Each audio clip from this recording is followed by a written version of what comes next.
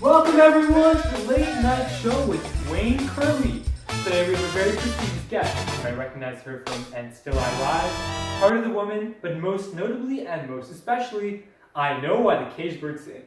So, in theme with last week's Thanksgiving weekend, we're going to be doing a very special edition of Thank You Notes, written by Maya Angelou herself. So everyone, put your hands together and round of applause for Maya Angelou. Get up there, Maya. Alright, we'll be right back after this very short break. And we're back with Maya Angelou doing Thank You Notes. Alright guys, so here we go. Thank you, white people, for always buying ready-made clothing. Okay. And then giving us your scraps, even though Mama is so much richer than you. I think we're doing a different theme than Thank we normally you, do. white people, especially pure white trash, for hammering in my mind since a young age of how inferior I am compared to you. I think these are going to be a little more personal than Thank you intended. to the Great Depression for wreaking absolute havoc on the world and letting white people know how us blacks live on the daily. This is a Great Depression. Thank you, random guy I slept with, for proving to me that I am not in fact lesbian, and then giving me another responsibility to deal with, alone. Did we look at a child, but... Thank you, Alright. cotton field owners, for paying your cotton field workers less than you charge them for rent. Inhumane. Thank you, Big Bailey, for passing out on that one trip to Mexico, making me drive, and then not even acknowledging my G1-worthy driving skills. These used to be funny. Thank you to the city of San Francisco Here we go. for giving me the late night shift as a transit conductor. Really a perfect time for a female conductor. I didn't think And this. lastly, thank you, Stamps Arkansas, She grew up for there. telling us that it doesn't matter who you are on the inside, for here it we is your go. skin color that matters the most.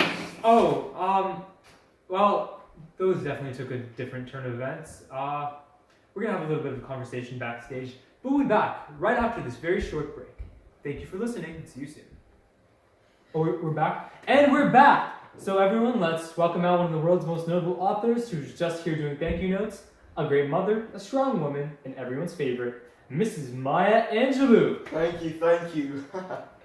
What a beautiful crowd here today. Maya, take a seat. Alright, so we've all read the books, and we've all read your life story and your memoir. And we all sympathize with your downs, Yep. and we really love when you're experiencing great fortunes. So could you answer a few questions we have regarding you and some quotes to the memoir? For sure. Alright, let's get started then. So, my first question is really, you always mention a racial inferiority complex. Where did this really stem from as a child? So, as a child, I had a plain ugly cut down from a white woman's once was purple throwaway. I always had this sort of, importance given to clothing, and I remember looking at the glistening houses and the cars of the white people and their lavish expenses and thinking I would never have any of it. Interesting. So you seem to focus on clothing a lot, especially throughout your memoir. Do you care to expand on what that means and how relevant that is? Well, yes. So obviously clothing meant a great deal to me as a young child, as it was sort of a status symbol. And Mama always bought 2 bolts of clothes each year. And Uncle Willie was the only one in the family who wore pre-made clothes. He was sinfully vain. And I remember my first impressions of anyone who would come to me would be about their clothing. When I first met Dolores, for example, the first thing I thought was, wow, she had crisp surgical suit, spectator pumps, and gloves that informed me that she was a proper and serious class. Okay. When my spring classes began, I resumed commitment with formal education.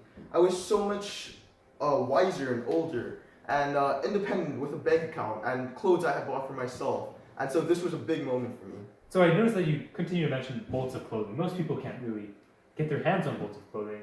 I think you told me they're shipped to a store. So how exactly was that store relevant in your early life? Yeah, so obviously the store belonged to Mama. I spent a great deal of time there growing up. And so over the years, it became the lay center of activities in town and obviously very important for me. And I learned about the struggles of my race there. Every year, I watched the fields across from the store. I knew exactly how long it would be before the big wagons would pull into the front yard and load on the cotton pickers at daybreak to carry them to the remains of slavery plantations. Oh, okay. Because of the store, my grandmother had more money than all the POI trash. That's We great. owned land and houses, and even among the Great Depression, the store was doing great. I remember trying to find a way to keep her business going. The store was prevailing in all aspects of our lives. When we were sent back to San Francisco by train, Mom had arranged with a railroad employee to provide her with a pass in exchange for groceries. And, Bailey would follow when outstanding bills were paid. So I noticed that you continue to mention moving around between city to city and town to town. What transition or where exactly did you feel the most at home? So, I tended to dissipate my own sense of not belonging. In San Francisco, for the first time, I perceived myself as part of something. I was first discriminated against, but fortunately, I was transferred to George Washington Memorial School. At 14, I accepted a scholarship and got one for the next year as well. Wonderful. Moving to San Francisco led me to meeting Daddy Slidell, who turned out to be the first father I would know. He was a simple man who had no inferiority complex about his lack of education and no superiority complex because he had succeeded despite that lack. I also met our uncles and his friends, getting back at the whites for all they did to the black community. How they chose their victims from wealthy, bigoted whites, and how they used the victims' prejudice against them. For the black man, the con man who would act the most stupid won out every time over the powerful, arrogant white. I remember Mr. Red Light's story like a favorite melody. The needs of society determines aesthetics. So you noticed saying it was like a melody. In fact, as you know, literary device, simile. I do believe that you're very well educated. So how exactly did education really play a role in your life? So, when I was younger in the classroom, we all learned past participles, and in our homes, the blacks learned to drop the S's from the plurals, etc. Kerwin never seemed to notice that I was black and therefore different. Kerwin, your teacher, I'm assuming? Yes. And I was discriminated against far less in Francisco. Interesting.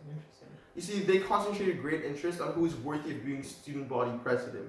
I remember sleeping for a month in a wrecked automobile and conducting a streetcar in the morning. I knew very little, but I was certain that the things I had yet to learn wouldn't be taught to me in George Washington High School. Fair enough. So some people might say that you've actually ended off much worse than you were at the beginning of the memoir because, if you remember, you were in Stamps, Arkansas's relatively comfortable life at the store that you would have eventually inherited, of course, with your brother. And then you moved to San Francisco, you moved to California, Oakland, all these bad things happen, then you come back, and eventually you go all the way back. And at the end of the book, basically, the memoir ends off with you having a child, being a single mother, very little education. I think you finished high school, maybe a few college classes, and really just being dependent on your mother because the baby's dependent on you. Yes. So would you say that you were better off at the beginning of the book or worse off? Because those experiences led to me where I am today. And regardless of if it was better off at the end of the memoir, it changed my life for the good overall. Very well played. So obviously you grew up a lot with a lot of people surrounding you. And can you recall some statements that most impacted you from your family and friends?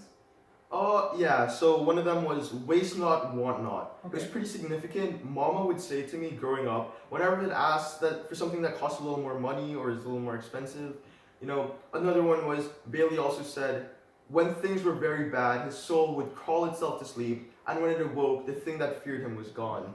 This was a pretty important statement to me as it tied into things like classism for me, where if I was ever discriminated against, I'd kind of wait for the fearful thing to go instead of actually acknowledging it. So, yeah. After speaking with you here, I think you were just talking about classism.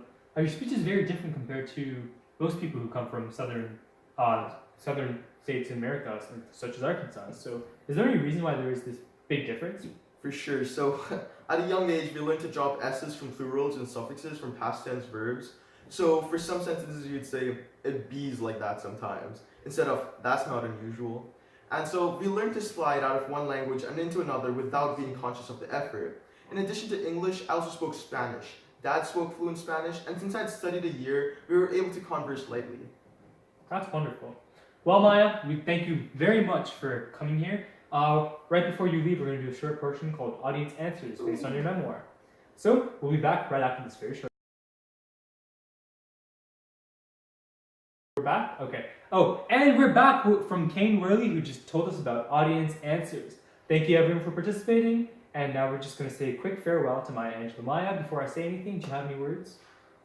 Yeah, so, it was been a pleasure being here. It's been a pleasure talking to you. And just one more point I'd like to list. So I really loved your guys' answers. And as an author, when I write novels like this, I sort of just write my emotions. I write what I'm feeling at the time. I really don't think about how it could be interpreted. And see you guys analyze this text and take it so much further, give so much meaning to my words. I really appreciate it, and thank you so much. Well, Maya, you've been an absolute delight to talk to you. So you see a lot of people today in the audience, like you said, huge fans of your work, love to analyze and interpret everything you write.